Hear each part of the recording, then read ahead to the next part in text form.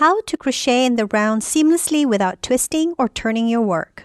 This is probably the best and easiest method I've discovered that gives the best and almost invisible result without all the fuss. Let me show you an example of how to do it the wrong way. Now, if you're doing your joins like this method, which is skipping the slip stitch, then working into that first stitch to join, then you will have a fairly visible join, and this is how most patterns are written. However, if you are working on a beanie in the round or a stuffy, then this method will not work so well.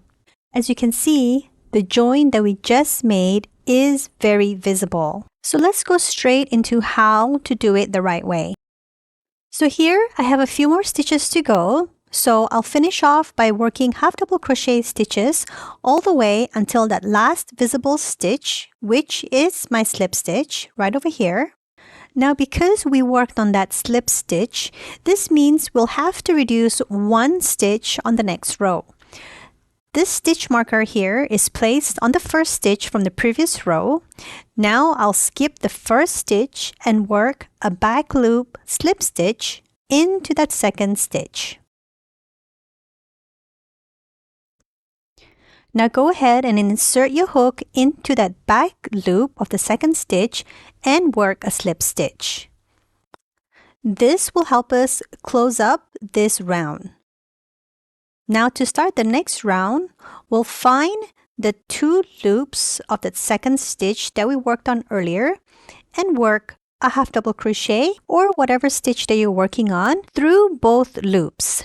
This will be considered your first stitch, so go ahead and place a stitch marker and I'll meet you back here once we're back in the round.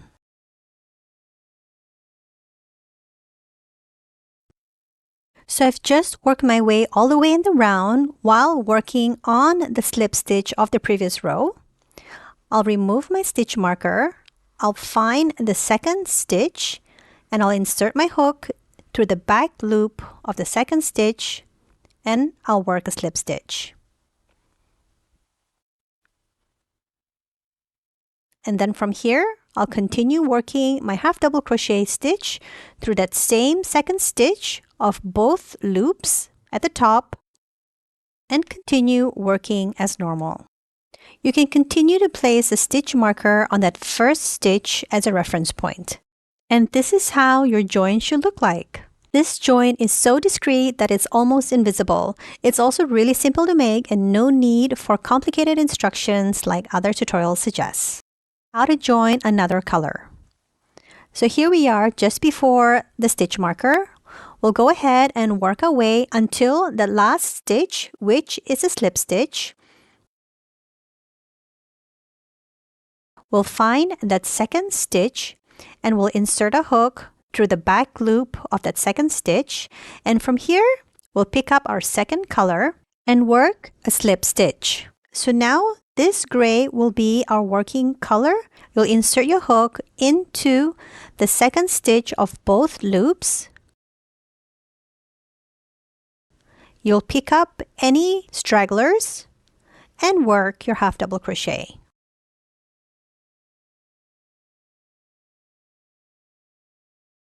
You can also place the stitch marker back at the top, and from here you'll just continue working your stitches in the round while working around the tail.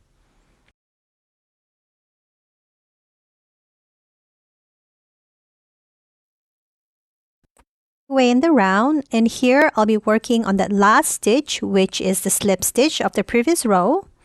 And from here, I'll be working a slip stitch into the second stitch through the back loop. And I'll continue working my stitches through the second stitch of both loops.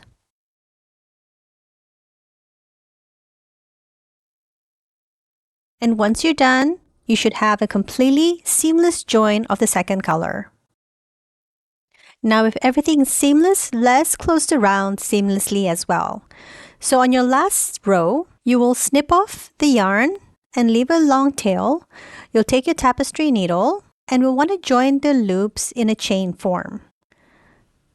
So go ahead and insert your tapestry needle through both loops of the first stitch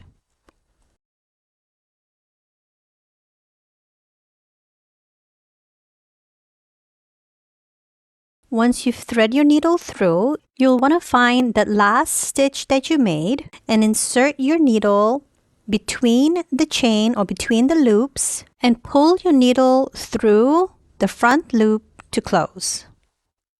And there you have it. You have a perfect chain, and all you have to do is just weave in your ends to complete your work.